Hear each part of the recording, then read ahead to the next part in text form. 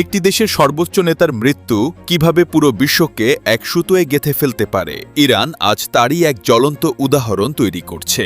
যুক্তরাষ্ট্র ও ইসরায়েলের হামলায় নিহত আয়াতুল্লাহ আলী খামেনির জানাজা আজ আর কেবল ইরানের অভ্যন্তরীণ বিষয় নেই, বরং এটি আন্তর্জাতিক কূটনীতি এবং সংহতির এক বিশাল মঞ্চে পরিণত হয়েছে। দীর্ঘ 4 মাস পর অনুষ্ঠিত হতে যাওয়া এই বিশাল শেষকৃত্যে পুরো বিশ্ব থেকে নেতৃবৃন্দ ছুটে আসছেন তেহরানে। এটি প্রমাণ করে যে বিশ্ব রাজনীতিতে ইরানের অবস্থান কতটা সুদৃঢ়। আন্তর্জাতিক গণমাধ্যমের তথ্য অনুযায়ী বাংলাদেশ, রাশিয়া, চীন, ভারত, পাকিস্তান, জর্জিয়া এবং কিউবা সহ বিশ্বের অন্তত 30টিরও বেশি শক্তিশালী ও বন্ধুপ্রতিম দেশের শীর্ষ পর্যায়ের প্রতিনিধিরা এই জানাজায় সরাসরি অংশ নিচ্ছেন।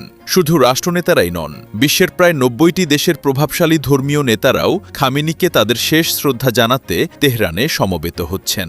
এদিকে এত বড় মাপের একটি আন্তর্জাতিক জমায়েতকে ঘিরে স্বাভাবিকভাবেই ইরানের প্রশাসন এক বিশাল চ্যালেঞ্জের মুখে পড়েছে। ব্রিগেডিয়ার জেনারেল মোহাম্মদ আকরামিনিয়া জানিয়েছেন, বিভিন্ন দেশ থেকে আসা এই উচ্চপদস্থ কর্মকর্তা এবং ধর্মীয় ও রাজনৈতিক ব্যক্তিদের নিশ্ছিদ্র নিরাপত্তা নিশ্চিত করতে দেশজুড়ে অতিরিক্ত বাহিনী মোতায়েন করা হয়েছে। এই আন্তর্জাতিক অতিথিদের নিরাপত্তায় যাতে সামান্যতম কোনো ত্রুটি না হয়, সেজন্য স্থল, নৌ এবং আকাশপথে নিবিড় নজরদারি চালানো হচ্ছে। শনিবার তেহরানের গ্র্যান্ড মুসাল্লা চত্বর থেকে শুরু হওয়া এই শোকানুষ্ঠান চলবে টানা 6 দিন ধরে। শুধু তেহরান নয়, এই শোক মিছিল ইরাকের পবিত্র শহর নজফ ও কারবালা হয়ে আগামী 9 জুলাই খামেনির নিজ শহর মাশহাদে গিয়ে শেষ হবে। এই আন্তর্জাতিক উপস্থিতি মূলত যুক্তরাষ্ট্র ও ইসরায়েলের প্রতি এক প্রচ্ছন্ন বার্তাও বটে।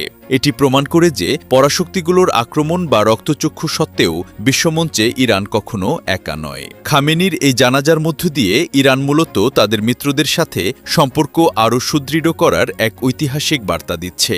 2 কোটি মানুষের উপস্থিতিতে বিশ্বনেতাদের এই পদচারণা মধ্যপ্রাচ্যের ভূ রাজনীতিতে এক নতুন ঐক্যের ইতিহাস রচনা করতে যাচ্ছে।